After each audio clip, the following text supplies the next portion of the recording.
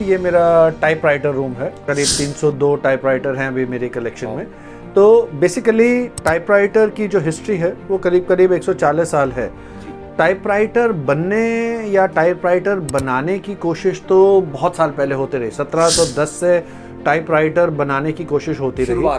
हाँ, बनाने की कोशिश होती रही, पर एक्चुअल टाइपराइटर बने नहीं। हेनरी नाम का एक आदमी था, उसने उसका पेटेंट लिया कि जी ये मैं बनाना चाहता हूँ राइटिंग मशीन, उसको राइटिंग मशीन कहते थे।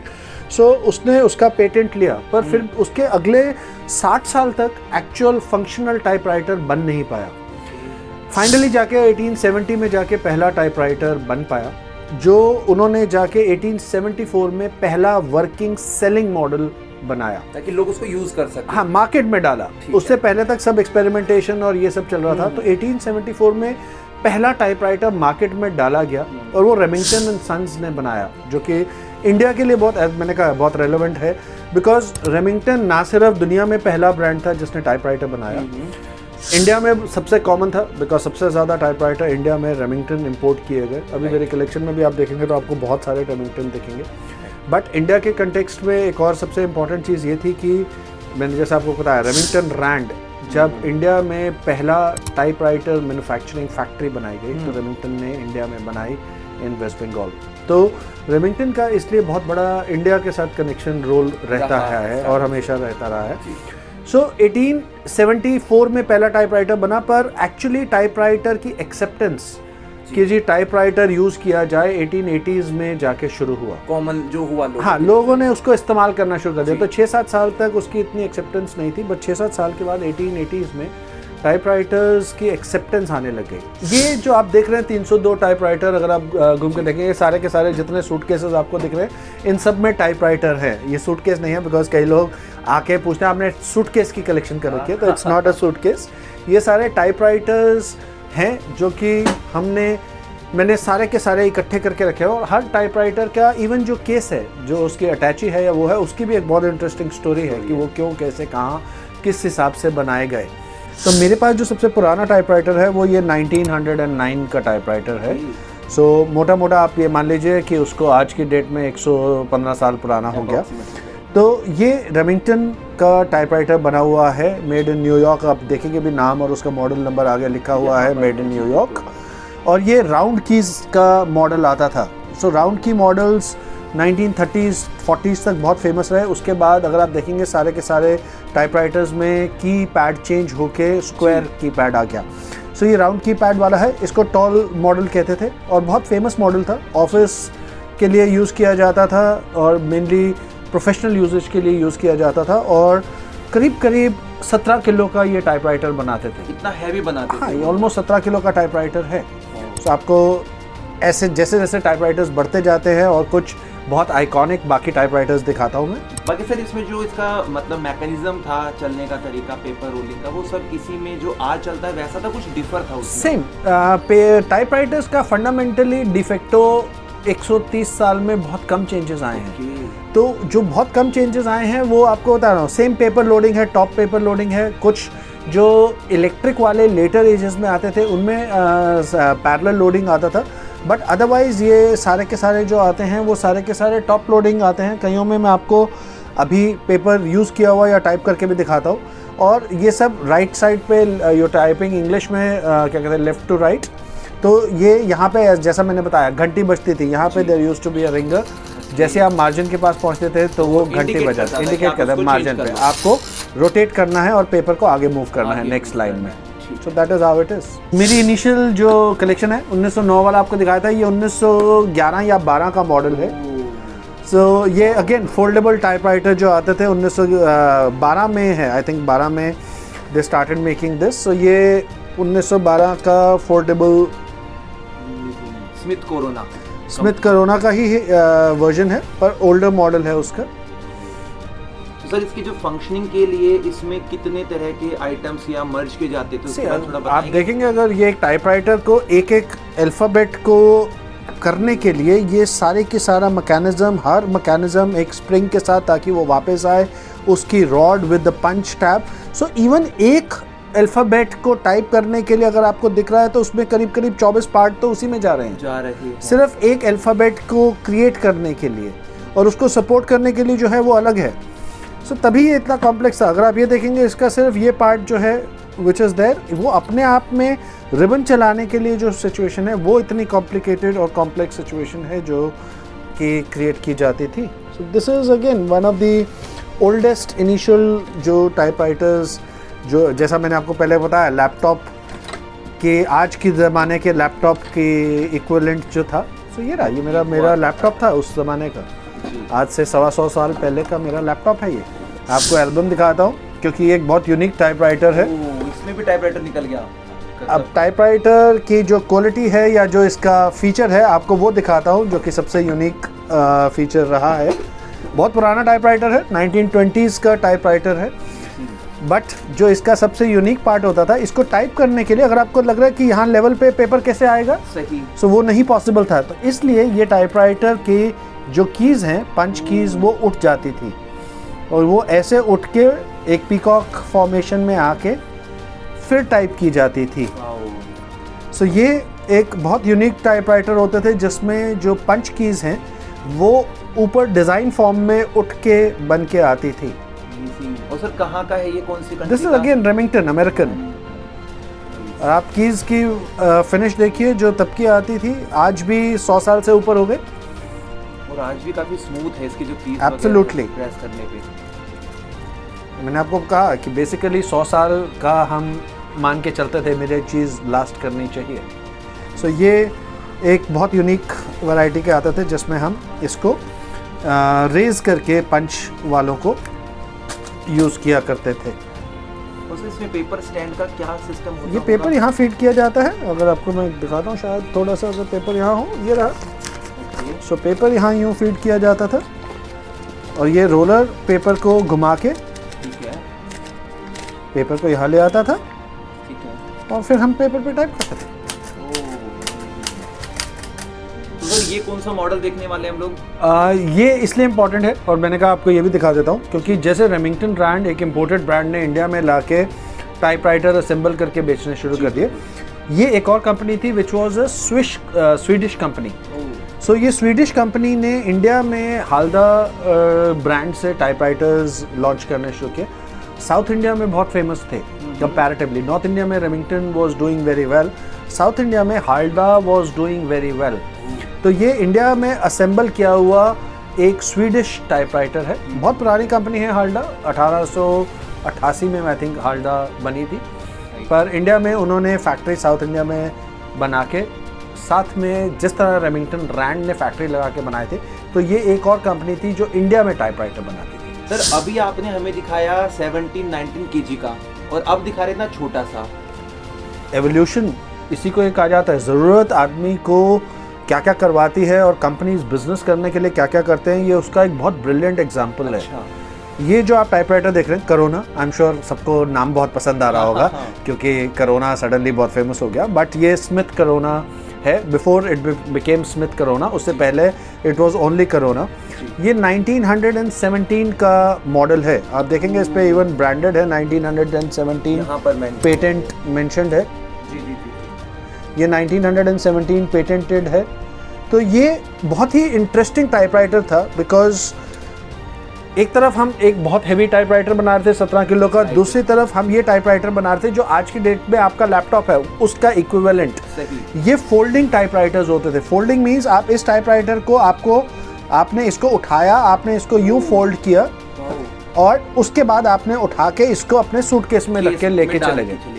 सो ये फोल्डिंग टाइपराइटर्स आते थे 1917 में जो कि टोटली डिफरेंट पर्पस सॉल्व कर रहे थे फॉर एक टोटली अलग उसका। सो आपके पास एक डेस्कटॉप है, सही और आपके पास एक लैपटॉप है। सो आप 110 साल पहले का कंप्यूटर सिस्टम जो आज की डेट में लोग यूज़ करते हैं उसका इक्विवेलेंट देख रहे हैं, जहाँ से एक्चुअली एक डेस्कटॉप और एक लैपटॉप बन के आए हैं। सीरियसली।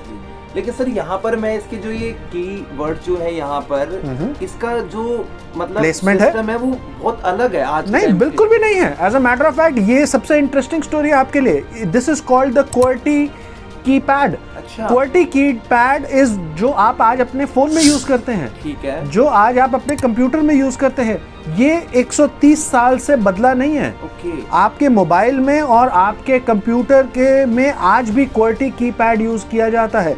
और QWERTY कीपैड एक अपने आप में बहुत साइंटिफिक स्टोरी है। अगर आप किसी और वीडियो में आपको कैसे किस तरह से कौन सी नर्व्स राइट इंडेक्स की दिमाग में क्या इंडिकेशन लेती है, सेकंड फिंगर आपके दिमाग में क्या इंडिकेशन लेती है और आप किस तरह से टाइप करते हैं, वो QWERTY कीपैड की हिस्ट्री है। कि QWERTY बिकॉज रैंडमली नंबर डाले हुए ना, किसी को समझ आएगा ABCD डालो यार, सही बात है, 1 2 3 4 और ABCD डालो, ये ऐसे मिक्स मैच करके क्यों किया, क्योंकि मुझे ढूंढना पड़ रहा है। इसका direct situation is a scientific study. पूरा QWERTY कीपैड का साइंटिफिक स्टडी है क्यों डालना कि आपकी फिंगर कैसे चलेंगी, आप 10 की 10 फिंगर्स को कैसे इस्तेमाल कर सकते हैं। और बहुत इंटरेस्टिंग है, इससे पहले या इसके साथ साथ 4 और कीपैड्स का एक्सपेरिमेंट हो चुका है। एज़टेक्स आ चुके थे, क्यूटीज आ चुका था। सो 4 अलग अलग कीपैड्स एक्सपेरिमेंट किए गए। उसके बाद फाइनल जाके स्टैंडर्ड 140 साल पहले जब हमने बनाने शुरू किए, हमने QWERTY पे बनाने शुरू किए। और आज 140 साल के बाद दुनिया में हर इंसान वही इस्तेमाल करता है, चाहे वो मोबाइल पे करता है, चाहे वो कंप्यूटर के बोर्ड पे करता है। हर आदमी QWERTY कीपैड ही यूज़ कर रहा है अभी तक 140 साल से। और किसी और वीडियो में आपको मैं आराम से पूरा का पूरा साइंटिफिकली कैसे, कौन सी नर्व्स, कौन सी फिंगर, किस वजह से, और इसका आउटपुट देखिए QWERTY कीपैड का। मैं अगर नॉर्मल लिखना शुरू करता हूँ तो मैं 1 मिनट में मैक्सिमम 30 वर्ड लिख सकता हूँ। ठीक है, इससे ज़्यादा कोई आदमी नहीं लिख पाएगा।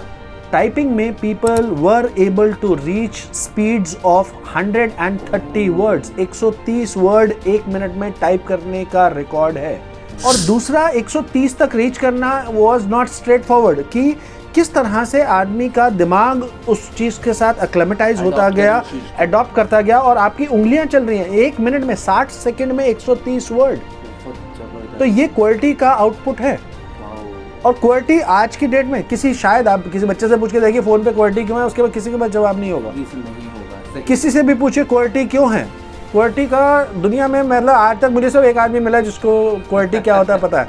सो ये QWERTY है, और QWERTY के पीछे पूरी साइंस है। टाइपराइटर के जो कीबोर्ड होते थे उसमें डेड कीज डाली जाती थी।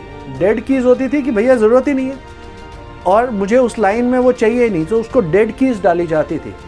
और जितने भी इनिशियल टाइपराइटर्स आते थे 1930s में, वो जब आप एक पेपर पे टाइप कर रहे हैं तो आप जैसे ही राइट पे पहुंच जाते हैं तो उसका जो मार्जिन बचता है तो उसमें घंटी बजती थी, टिंग, कि भाई साहब अगली लाइन पे आ जाइए, बिकॉज मैनुअली उसको मूव करके आपको करना पड़ता था। सो वो घंटी आती थी। तो बहुत सारे फैक्टर्स हैं जो कि टाइपराइटर्स की हिस्ट्री में कभी रिकॉर्ड ही नहीं किया गया। ये घंटी वाला नॉइज़लेस आपको एक टाइपराइटर यहीं होना चाहिए, मैं आपको दिखाता हूँ पड़ा हुआ। टाइपराइटर टाइप करते हुए म्यूजिक बजता है, क्लिक क्लैक, टक टक। सो कुछ लोगों को वो खटकने लग गया कि जी बहुत शोर मचाता है। So Remington came up with the noiseless model. आपको यहाँ उसका नाम दिख रहा होगा, रेमिंगटन नॉइज़लेस।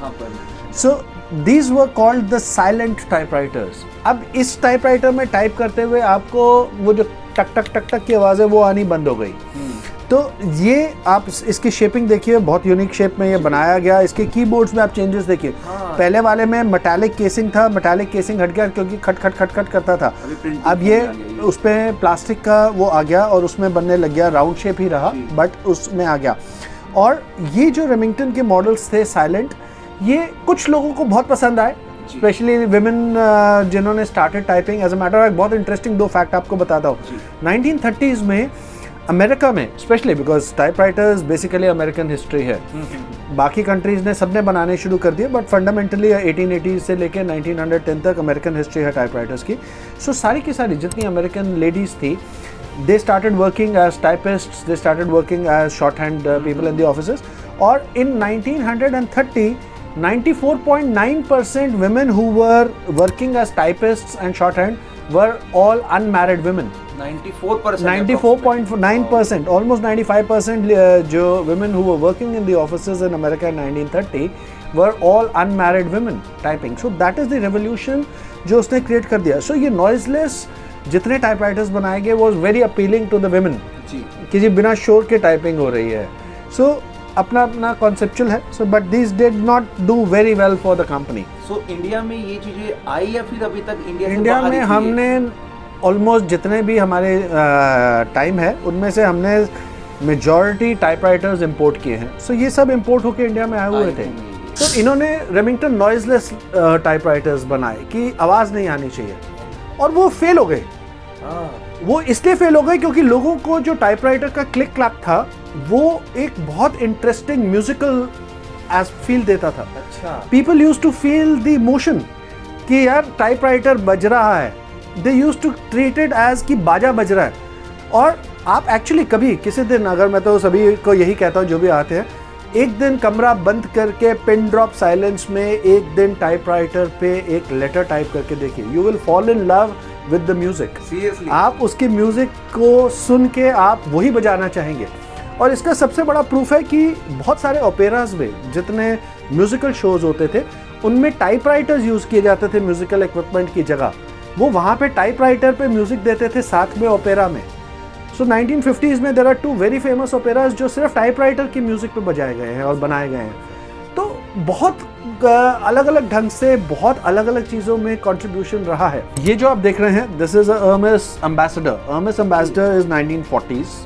अब आपको ये देखने में बहुत बल्कि और बहुत हेवी और बहुत बड़ा लग रहा होगा। राइट। अब हुआ क्या, अब ध्यान से अगर देखेंगे, अगर आप इसके कीबोर्ड को ध्यान देखेंगे, कीबोर्ड क्वालिटी है पर इसमें एक्स्ट्रा कीज हैं। Extra keys are here, extra keys are here. ये एक्स्ट्रा कीज आपको जो दिख रहे हैं आर टू डू कैलकुलेशंस। आपको डिवीजन 3/8 लिखना था या आपको न्यूमेरिक वैल्यू में लिखना था।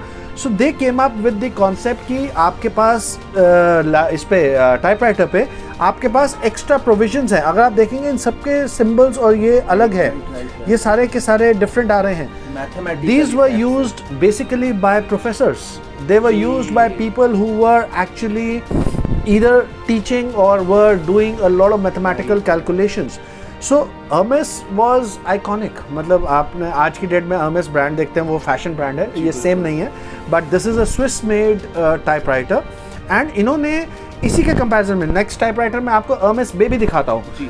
You are looking at such a bulky typewriter, और उसके बाद Hermes बेबी जो इतना छोटा कर दिया जो कि पोर्टेबल था। सो this is what is the evolution जो चल रही है टाइपराइटर्स की हिस्ट्री में, और बहुत आइकॉनिक है। एक के बाद शायद 300 में से मैं आपको 200 की स्टोरी अलग सुना सकता हूँ। तो सर, जो Hermes कंपनी थी इसने उस समय के लोगों के थॉट को पकड़ा और नीड को देखा कि अब हम मार्केट में क्या नया ला सकते हैं जो लोगों के काम को इजी बना सके। Exactly, that is the whole. हर चीज़ इसीलिए आती है कि हम उस चीज़ से क्या ईज प्रोवाइड कर सकते हैं। मार्केट में सामान तभी बिकता है। सो दिस इज उस कॉन्सेप्ट से बना हुआ सच अ बल्क। लेकिन सर, इसका जो ये पूरा काफी लेंथी है, तो क्या इसमें पेपर बड़ा डलता था क्या? पेपर बड़ा डाल सकते हैं आप, बिकॉज इसका जो बैंड है अगर आप देखेंगे वो बड़ा है because of the keyboard being bigger. इसलिए उन्होंने इस चीज को दिया कि अगर आप बड़ा पेपर यूज करोगे तो वो भी इजीली यूज कर सकते हैं। एब्सोल्युटली, तभी आपको ये सारे के सारे एडिशनल फीचर्स के साथ ये Hermes एम्बेसडर आ रहा है। अब यही same company Hermes was making the portable ones और easy to use ones. So you had the Hermes baby, you had the Hermes rocket, and you had a different Hermes. So ये आपको सबसे पहला जो चेंज आपको दिखेगा, सारे के सारे मेटालिक हो गए। अभी तक आप जो देख रहे थे वो बेकेलाइट थे, सारे के सारे मेटालिक हो गए। मेटालिक केसेस आने लग गए, सभी में मेटल हो गया। सो Hermes raised the standard कि जो आप क्वालिटी और टाइपराइटर यूज़ कर रहे हैं वो मेटालिक होने लग गए और लाइट वेट होने लगे और बहुत फैंसी होने लगे। आप इसका बार देखिए, ये बार यूँ फोल्ड होके होने आके लगे कि आपको ये उठ के यूज़ कर रहे हैं, आप यूज़ करना पड़ेगा। सो ये फोल्डिंग, बहुत सारे कॉन्सेप्ट्स इन्होंने बीच में और इंट्रोड्यूस कर दिए। सो ये fancy, you see women folk as I said, उनको चीज़ें फैंसी होती गई यूज़ करने के लिए। They started making it more nicer, और चीज़ें टाइप करने के लिए और इंटरेस्टिंग फैक्टर्स में आती गई। सो छोटे छोटे फीचर्स जो कि उसको और इंटरेस्टिंग बनाते गए और क्यूटर बनाते गए और अच्छा बनाते गए। सो एक तरफ आपने देखा वो इतना ह्यूज Hermes एम्बेसडर, और दूसरी तरफ ये Hermes बेबी और Hermes रॉकेट। तो सर ये किस ईयर में लॉन्च हुए थे? लेट 50s है के आसपास बने। इसलिए इनके जो नेम्स है वो भी हर्मस बेबी रखा गया ताकि आप इजीली इसको छोटा carry कंपैरेटिव कर आप सकते हो। एक तरफ एम्बेसडर देख रहे हो दूसरी तरफ छोटा सा इतना सा है so it came in as Hermes baby this came in as की बहुत स्पीड वाला है बहुत डिजाइनर एस्पेक्ट है so started calling it as the Hermes rocket इसके बाद अब हमारे पास क्या आने वाला अभी है? हम इससे पहले कि हम टाइपराइटर रेवोल्यूशन जाएं जी। बीच के ड्यूरेशन में इंडिया आज़ाद हो गया सही सो बात। इंडिया की स्टोरी देखते हैं कि इंडिया में क्या हो रहा था टाइपराइटर को लेके वाओ, इंडिया में टाइपराइटर क्योंकि ब्रिटिशर्स रूल कर रहे थे हमें बिल्कुल। तो बहुत टाइपराइटर्स इंपोर्ट होते थे हम इंडिया में 1890 से टाइपराइटर हैं जो आए थे ब्रिटिशर्स लेके आके करते थे और बहुत सारे जो फेमस इंडिया में ऑथर्स हैं रुडोल्फ किपलिंग जिन्होंने जंगल बुक लिखी थी Right. उन्होंने भी इनिशियली अर्ली 1900s में इंडिया में बैठ के टाइपराइटर पे जंगल बुक लिखी हुई है ओह वाओ। तो इंडिया में टाइपराइटर इंपोर्ट होते रहे बट 1947 जब हम आज़ाद हो गए सो कॉन्सेप्ट वाज स्वदेशी कि भाई साहब हम इंडिया में बनाएंगे अब हम इंडिपेंडेंट कंट्री हम इंपोर्ट नहीं करेंगे बिल्कुल। सो जो पहला गवर्नमेंट ऑफ इंडिया ने suddenly one fine morning Nehru ji ने डिसाइड किया जी हम टाइपराइटर इंपोर्ट नहीं करेंगे तो it was a sudden shock for everybody कि भैया हाउ इज़ दैट पॉसिबल हमारे कैसे को तो करेंगे आप? रिक्वायरमेंट है और सब कुछ है बट नेहरू जी लाइक अभी जैसे मोदी जी मैंने आपको पहले भी बताया कि उन्होंने किया कि जी अगर आप इंडिया में बनाना चाहते हैं जो अभी टेस्ला के साथ चल रही है टसल गडकरी जी की जी आप इंडिया में बनाइए तभी आप इंडिया में बेच सकते हैं सो that is what mister Nehru did he told all the typewriter companies कि अगर आपको इंडिया में बेचने हैं टाइपराइटर आपको इंडिया में बनाने पड़ेंगे बनाने पड़ेंगे। So Remington Rand was the first company जिन्होंने इंडिया में टाइपराइटर की फैक्ट्री शुरू। बनाई और शुरू की वेस्ट बंगाल में साइमल्टेनियसली दैट अर्ज ऑफ स्वदेशी कि जी हम खुद बनाएंगे was there so Nehru ji called Adi Godrej okay. the owner of Godrej and told him why don't you make a typewriter अब Godrej उस ज़माने में कभी उनको ये आइडिया नहीं था so they started working on it उन्होंने टाइपराइटर बनाने के लिए टेक्नीशियंस को बाहर भेजा टेक्नीशियंस ने टाइपराइटर कैसे बनता है अलग अलग फैक्ट्रीज में काम सीखा करते उन्होंने रहे वहाँ पे। काम किया क्योंकि बहुत कॉम्प्लेक्स मशीन है Complex machine बहुत कॉम्प्लेक्स मशीन है अगर आप इसको मशीन कभी देखें तो इतनी कॉम्प्लेक्स मशीन है कि आपकी एक एक पार्ट उसका प्रिसीजन उसकी सिचुएशन बहुत कॉम्प्लेक्स है Complex। सो बहुत कॉम्प्लेक्स वो था तो उनको सिखा के भेजा बाहर सीख के आइए वो वापस आए उन्होंने बनाया गोदरेज 630 था शायद मेरा ख्याल जो उन्होंने बनाया पहले वो सक्सेसफुल नहीं हुआ it was not a successful machine उसके बाद दोबारा गए फाइनली गोदरेज प्राइमा 1955 में बन के तैयार हुई है जो कि ये मॉडल आप देख रहे हो सो 1955 में गोदरेज प्राइमा वाज लॉन्च और जो पहली टाइपराइटर मशीन बनी थी वो नेहरू जी को गिफ्ट की थी गोदरेज ने सो ये उसके बाद से Godrej has been making typewriters in India till 2011 और last table top office typewriter की दुनिया में जो फैक्ट्री चल रही थी वो गोदरेज की चल रही थी 2009 में प्रोडक्शन बंद की और 2011 में उन्होंने अपनी फैक्ट्री को क्लोज डाउन किया है और उसके भी बहुत इंटरेस्टिंग स्टोरी है 2011 में उनके पास कुछ 600-700 टाइपराइटर बचे थे अच्छा। जो नहीं यूज होते उन्होंने वो 600-700 टाइपराइटर्स को उठा के एक क्या कहते हैं मेरे को एग्जैक्ट कंट्री नहीं याद आ रही है वहाँ का डिज़ाइनर है उसने उठा के उन 1300 टाइपराइटर से एक 8 पीस बनाया है वो 8 पीस उस टाइपराइटर से बना हुआ रेडी हुआ जो बचा हुआ लॉट था उस फैक्ट्री में सो ये वो है आपको मैं साथ में रेमिंगटन रैंड दिखाता हूँ जो इंडिया में बनने लग गए थे सो ये दो कंपनीज दो चीज़ें हैं जो इंडिया की टाइपराइटर हिस्ट्री में साथ साथ चली जो तीसरी थी अब गोदरेज बना रही है रेमिंगटन रैंड बना रहा है तो बाकी लोगों ने भी ट्राई करना था और as a matter of fact सिर्फ एक और कंपनी ने इंडिया में टाइपराइटर बनाने की कोशिश की वो था जेके जो अभी भी जेके सीमेंट और जेके हाँ जो है तो उन्होंने ये जेके टाइपराइटर्स बनाने शुरू किए 10 साल 1962 में आई थिंक पहला जेके टाइपराइटर मार्केट में आया था by 1973 they had moved out of this business उन्होंने ये बिजनेस छोड़ दिया टाइपराइटर बनाने का सो ये आपको अब जो दिखा रहा हूँ 3 टाइपराइटर्स जो मेरे हाथ में अभी आपको दिखा रहा हूँ ये इंडिया की टाइपराइटर हिस्ट्री है जो इंडिया से रिलेटेड है total so you have the Godrej prima जो इंडिया का स्वदेशी टाइपराइटर था यू हैड जेके जो उन्होंने बना के 10 साल में एग्जिट मार लिया और you had the Remington Rand जिन्होंने foreign first company in India to make typewriters बनाई गई so this is the total history of manufacturing of typewriters in India इसके अलावा 47 के बाद से 47 के बाद है उससे पहले तो हमने सिर्फ टाइपराइटर इंपोर्ट किए और उसके बाद भी ये तीनों का मिला के भी we were only doing about 30% of feeding, बाकी का 70% फिर भी इंपोर्ट होके आ रहा था या स्मगल होके आ रहा था। सो ये जितने आप अभी आपको बहुत सारे 70s के मॉडल्स दिखाता हूँ, वो सब स्मगल होके आ रहे थे या लोग कैरी करके आते थे कि ये मेरा पर्सनल है। So that is how it has been कि टाइपराइटर्स इंडिया में लोग लेके आते हैं। मैं आपको दिखाता हूँ, मेरे पास बहुत सारे डिप्लोमैट्स के टाइपराइटर्स हैं, उनका नाम लिखा हुआ है क्योंकि वो लेके आते थे स्पेशली, क्योंकि यहाँ मिलने की चैलेंज होता था।